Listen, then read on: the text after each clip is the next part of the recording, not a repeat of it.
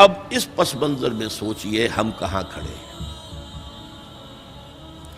ہم کس شے کی گواہی دنیا کے سامنے دے رہے ہیں؟ ہمارے تو انفرادی معاملات بھی بہت پست ہیں، ہمارے تو معاملات آپس کے غلط ہیں، ہم تو جھوٹ اور دھوکہ اور فریب اور ملاوٹ اور خیانت اور غبن، اس میں تو ہم بہت ہائی مارکس جو ہیں سیکیور کر رہے ہیں۔ جارج برنارڈ شاہ نے کہا، میں جب قرآن پڑھتا ہوں تو محسوس کرتا ہوں کہ اس سے بہتر کتاب ممکن نہیں، اور جب مسلمانوں کو دیکھتا ہوں تو محسوس کرتا ہوں کہ ان سے زیادہ ذلیل قوم کوئی نہیں۔ یہ گواہی ہم دے رہے ہیں، یہ محمد کے ماننے والے یہ ہیں، یہ ہے امتی محمد کے، جو اپنے پاؤں پہ کھڑے نہیں ہو سکتے، جو اپنے معاملات مینیج نہیں کر سکتے، بیکاری، یہ اور کہاں ہے وہ دین؟ کوئی ایک ہی دنیا میں دکھا سکتے ہو کہ یہ ہے دین؟ آؤ see with your own eyes, this is دین الحق۔ یہ جو میں نے آپ سے کہا تھا نا، یہ بڑی نازک ذمہ داری، بڑی نازک، اس کا ایک اندازہ آپ کو ہو جائے گا خطبہ حجۃ الوداع سے۔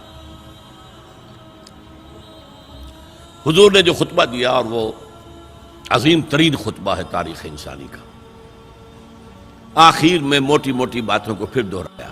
دیکھو عورتوں کا خیال کرو، عورتوں کے حقوق ادا کرو، دیکھو غلاموں کے ساتھ نیک سلوک کرو، جو بھی تھی۔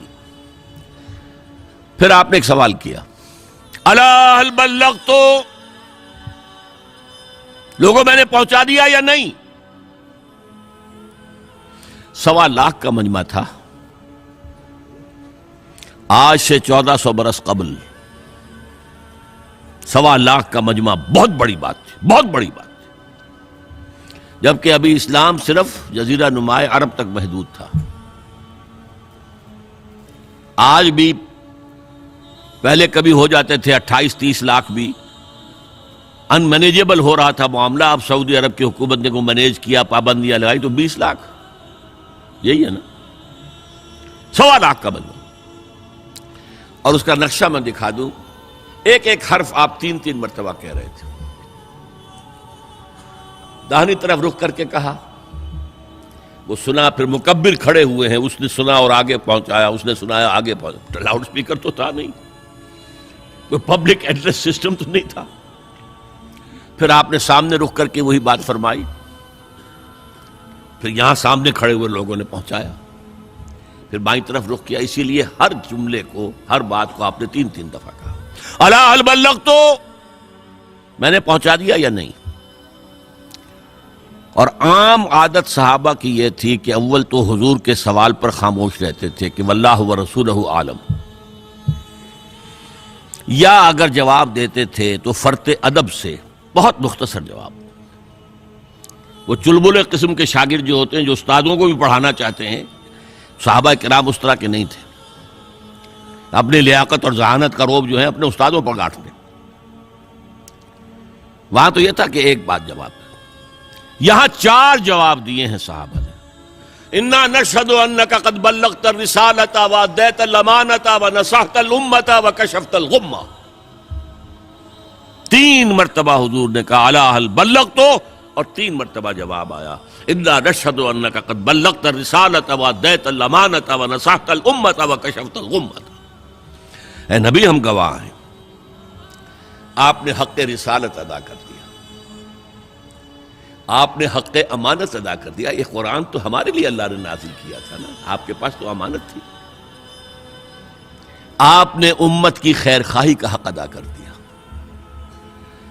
آپ نے ہر قسم کی گمراہیوں کے، اندھیاریوں کے، اندھیروں کے پردے چاک کر دیے۔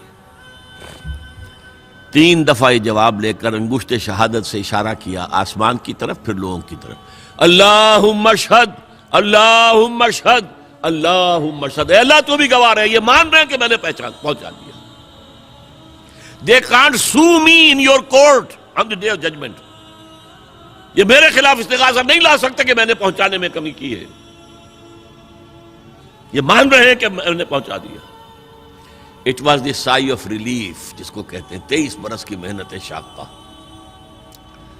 کون کون سے مراحل آئے ہیں.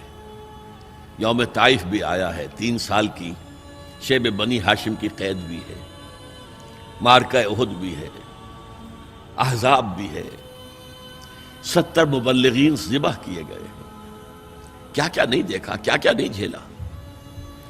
لیکن پھر بات کیا ہوئی؟ اب آپ نے آخری بات اللہم اشہد اللہم اشہد اللہ، اور اس کے بعد فَلْيُبَلِّغِ الشَّاهِدُ الْغَائِبَ. اب جو یہاں موجود ہیں ان کے ذمے ہے کہ پہنچائیں ان کو جو یہاں نہیں ہے. میں فارغ، میرے کندھے سے بوجھ اتر گیا، اب تمہارے کندھوں پر آیا. اب اس غائب میں وہ بھی تمام لوگ شامل تھے جو اس وقت دنیا میں تھے اور وہاں نہیں تھے. شاہد اور غائب کا لفظ آ گیا جہاں سے میں نے بات شروع کی تھی. شاہد اور غائب، شاہد موجود، فَلْيُبَلِّغِ الشَّاهِدُ الْغَائِبَ، اور غائب میں وہ بھی ہے جو قیامت تک آئیں گے. یہ ہے اس امت کا فرض منصبی، اور اگر آپ سمجھیں یہ ہے اس امت کا فریضہ رسالت.